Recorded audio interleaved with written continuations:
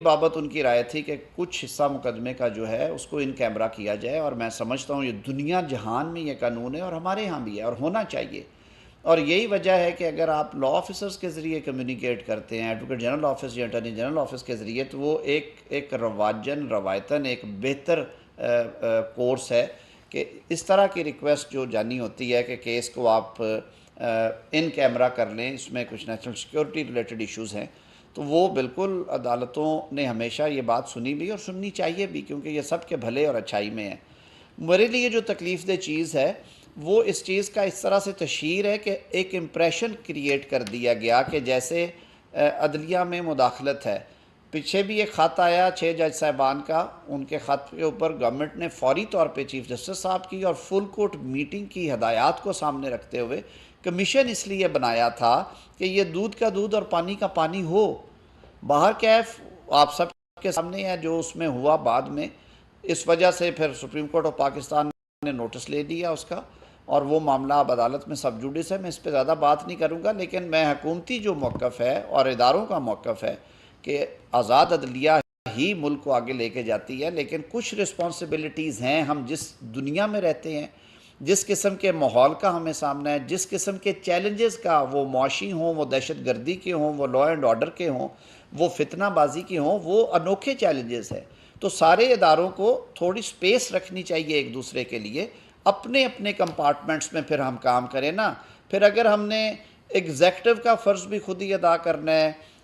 Defence का भी खुद ही अदा करना है किसी इदारे ने, पार्लियामान का काम भी किसी इदारे ने ही करना है, और जुडिशरी पे सारा बोझ लाद देना है हमने, और हमारी ये ख्वाहिश होनी है कि हर मामला जो है वो अदालतों में जाके हल हो और अदालतें फ़ैसला करें कि कानून साजी कैसी होनी चाहिए, अदालतें फ़ैसला करें अपॉइंटमेंट्स कैसी हों, अदालतें फ़ैसला करें कि मुल्क की खारजा पॉलिसी और मुल्क की जो इंटरनल सिक्योरिटी की पॉलिसी है वो क्या हो। तो ये नहीं है, ना ये कॉन्स्टिट्यूशन की मंशा है और ना ही इससे मुल्क चलते हैं। तो खुदारा पाकिस्तान को आज इत्तेहाद की ज़रूरत है, यगानगत की ज़रूरत है। इस मुआशी बुरहान से निकलने के लिए, इस बहरानी कैफियत से निकलने के लिए हम सबको पाकिस्तानी बन के सोचना है, तो फिर हम आगे चलेंगे और ये मुल्क तरक्की करेगा। अल्लाह ताला हम सबको अपने अपने डोमेन में अपना अपना काम करने की भी ताकत और हिम्मत दे, और इस मुल्क के लिए मुस्बत सोच के साथ आगे बढ़ने की कुव्वत अता फरमाए। देखिए, मैं लॉ मिनिस्टर ने बड़ी तफसील से रोशनी डाली।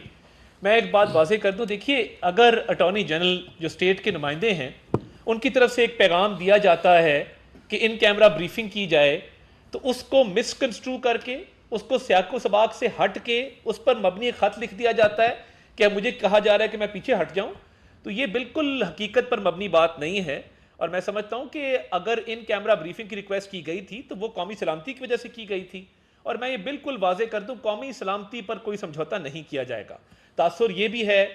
कि देखिए, आप खत तो लिख देते हैं, मगर आप शादी ब्याह की तकरीबात में लोगों से मिलते हैं, आप डिप्लोमेट से मिलते हैं, आपका सोशल सर्कल बहुत वाइड होता है। हम बतौर पब्लिक रेप्स अपनी तमाम तर ट्रैवल डॉक्यूमेंट्स हम वो पब्लिक करते हैं, वो उसकी स्क्रूटनी होती है कि किन किन ममालिक का सफ़र किया, कब कब किया। अगर कोई खुदा ना खास्ता डुअल नेशनैलिटी है, या कोई दोहरी शौरियत है, या कोई परमानेंट रेजिडेंस है किसी मुल्क की, वो भी चीज़ डिक्लेयर करनी होती है, सारों के सामने होती है। तो देखिए, इस मामले को इतना आगे लेके मत जाइए। आप इस बात को समझें कि बात